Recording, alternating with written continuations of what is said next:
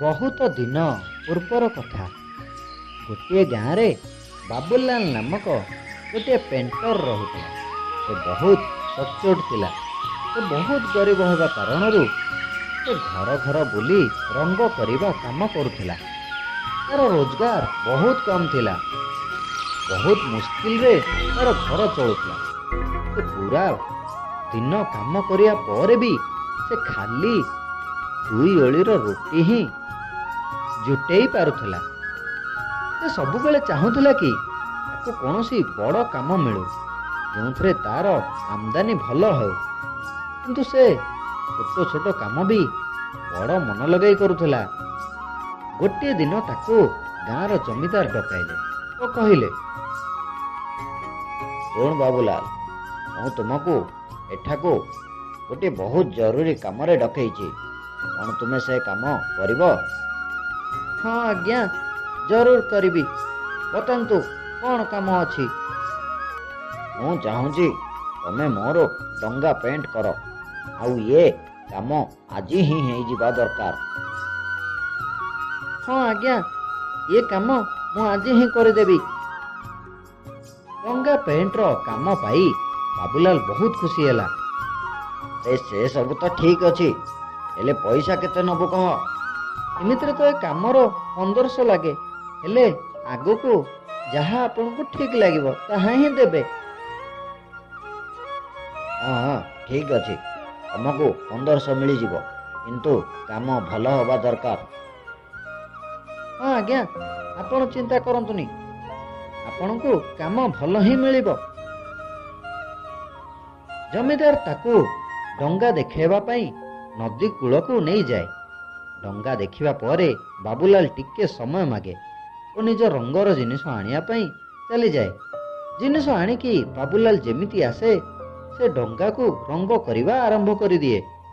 ଯେବେ ବାବୁଲାଲ ରଙ୍ଗ କରୁଥିଲା, ସେ ଦେଖିଲା, ଆରେ ଏ ଡଙ୍ଗାରେ ତ କଣା ଅଛି। ଯଦି ମୁଁ ତାକୁ ଏମିତି ରଙ୍ଗିଦେବି ତ ଇଏ ପାଣିରେ ବୁଡ଼ିଯିବ। ପ୍ରଥମେ ଏ କଣାକୁ ହିଁ ବନ୍ଦ କରିଦେଉଛି। ଏହା କହି ସେ କଣାକୁ ଭରିଦିଏ ଆଉ ଡଙ୍ଗାକୁ ରଙ୍ଗ କରିଦିଏ। ପୁଣି ସେ ଜମିଦାର ପାଖକୁ ଯାଏ ଓ କହେ, ଆଜ୍ଞା, ଡଙ୍ଗାର କାମ ପୁରା ହୋଇଗଲା। ଏବେ ଆପଣ ଯାଇ ଦେଖି ନିଅନ୍ତୁ। ଠିକ ଅଛି, ଚାଲ। ପୁଣି ସେ 2 ଜଣ ନଦୀ କୂଳରେ ପହଞ୍ଚି ଯାଆନ୍ତି। ଡଙ୍ଗାକୁ ଦେଖି ଜମିଦାର କୁହେ, ଆରେ ୱାଃ ବାବୁଲାଲ, ତୁମେ ତ ବହୁତ ଭଲ କାମ କରିଛ। କାଲି ଆସି ତୁମ ପାଉଣା ନେଇଯିବ। ହଁ ଆଜ୍ଞା। ପୁଣି ସେ 2 ଜଣ ନିଜ ନିଜ ଘରକୁ ଚାଲି ଯାଆନ୍ତି। ଜମିଦାରର ଘରବାଲା ତା ପରଦିନ ସେହି ଡଙ୍ଗାରେ ବସିକି ନଦୀରେ ଆର ପାରିକୁ ବୁଲିବାକୁ ଯାଆନ୍ତି। ସନ୍ଧ୍ୟାକୁ ଜମିଦାରର ଚାକର ରାମୁ, ଯିଏକି ସେ ଡଙ୍ଗାର ଦେଖାରଖା କରୁଥିଲା, ସେ ଛୁଟିରୁ ଘରକୁ ଫେରୁଥିଲା ଓ ଜମିଦାରର ପରିବାରକୁ ଆଖପାଖରେ ନ ପାଇ ସେ ତାଙ୍କର ପରିବାର ବିଷୟରେ ପଚାରେ। ଜମିଦାର ତାକୁ ସବୁ କଥା କୁହେ। ଏବେ ଜମିଦାର କଥା ଶୁଣିକି ରାମୁ ଚିନ୍ତାରେ ପଡ଼ିଯାଏ। ତାକୁ ଚିନ୍ତାରେ ଦେଖି ଜମିଦାର ପଚାରେ, କ'ଣ ହେଲା ରାମୁ? ଏ କଥା ଶୁଣି ତୁ ଚିନ୍ତାରେ କାହିଁକି ପଡ଼ିଗଲୁ? ସରକାର, କିନ୍ତୁ ସେ ଡଙ୍ଗାରେ ତ କଣା ଥିଲା। ରାମୁର କଥା ଶୁଣିକି ଏବେ ଜମିଦାର ବି ଚିନ୍ତାରେ ପଡ଼ିଯାଏ। ଏତିକି ବେଳେ ତାର ପରିବାର ବାଲା ପୁରା ଦିନ ମୌଜ ମସ୍ତି କରିକି ଫେରି ଆସିଥାନ୍ତି। ସେ ସେମାନଙ୍କୁ ସକୁଶଳ ଦେଖିକି ଜମିଦାର ଟିକେ ଆଶ୍ୱସ୍ତି ହୁଅନ୍ତି। ପୁଣି ପରଦିନ ଜମିଦାର ବାବୁଲାଲକୁ ଡକାଏ ଆଉ କୁହେ, ଏ ନିଅ ବାବୁଲାଲ, ତୋର ଟଙ୍କା। ତୁମେ ବହୁତ ବଢ଼ିଆ କାମ କରିଛ। ମୁଁ ବହୁତ ଖୁସି ଅଛି। ବାବୁଲାଲ ଟଙ୍କା ଗଣେ ତ ଆଶ୍ଚର୍ଯ୍ୟ ହୋଇଯାଏ, କାହିଁକି ନା ସେ ଟଙ୍କା ଅଧିକ ଥିଲା। ସେ ଜମିଦାରକୁ କୁହେ, ଆଜ୍ଞା, ଆପଣ ମୋତେ ଭୁଲରେ ଅଧିକ ଟଙ୍କା ଦେଇଦେଇଛନ୍ତି। ନା ବାବୁଲାଲ, ଇଏ ମୁଁ ତୁମକୁ ଭୁଲରେ ଦେଇନି।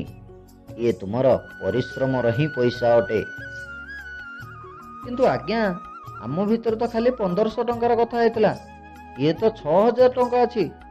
ତ ପୁଣି ଇଏ ମୋ ପରିଶ୍ରମର ଟଙ୍କା କେମିତି ହେଲା? କାହିଁକି ନା ତୁମେ ବହୁତ ବଡ଼ କାମ କରିଛ।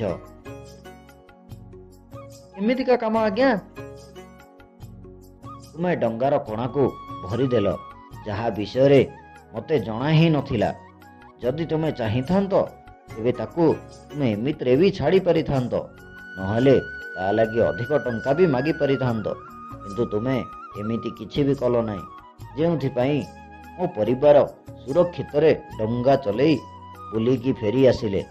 ଯଦି ତୁମେ ସେ କଣାକୁ ବନ୍ଦ କରିନଥାନ୍ତ ତେବେ ମୋ ପରିବାର ବୁଡ଼ି ଯାଇଥାନ୍ତେ। ଆଜି ତୁମ ପାଇଁ ସେ ସୁରକ୍ଷିତ ଅଛନ୍ତି। ସେଥିପାଇଁ ଏ ଟଙ୍କା ତୁମର ପରିଶ୍ରମ ଓ ସଚ୍ଚୋଟ ପଣିଆର ଅଟେ। ଏଥିପାଇଁ ଏହାକୁ ସାଦରେ ଗ୍ରହଣ କର। ହଉ ଆଜ୍ଞା, ଧନ୍ୟବାଦ। ଏବେ ସେ ଜମିଦାରକୁ ଧନ୍ୟବାଦ ଦେଲା ଓ ସେଠାରୁ ଚାଲିଗଲା। ତେବେ ପିଲାମାନେ, ଗପଟି କେମିତି ଲାଗିଲା? ଯଦି ଭଲ ଲାଗିଲା ଲାଇକ୍, ସେୟାର ଆଉ ସବସ୍କ୍ରାଇବ୍ କରିବାକୁ ଭୁଲିବନି।